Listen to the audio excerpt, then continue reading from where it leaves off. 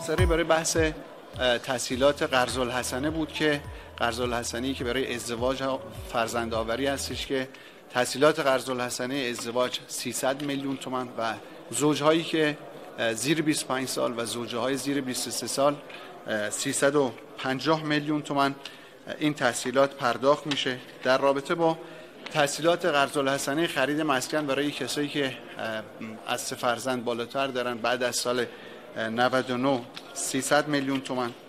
تسهیلات قرض‌الحسنه برای که مددجویان کمیته امداد و کسانی که رزمندگان معاصر هستند ودیعه مسکن سال آینده 400 میلیون تومان. فرزندآوری به ازای فرزند اول 40 میلیون تومان، فرزند دوم 80 میلیون تومان، فرزند سوم 120 میلیون تومان، فرزند چهارم 150 میلیون تومان و فرزند پنجم و بالاتر 200 میلیون تومان. این تسهیلاتی که قرض‌الحسنه هستش برای سال آینده مصور شد.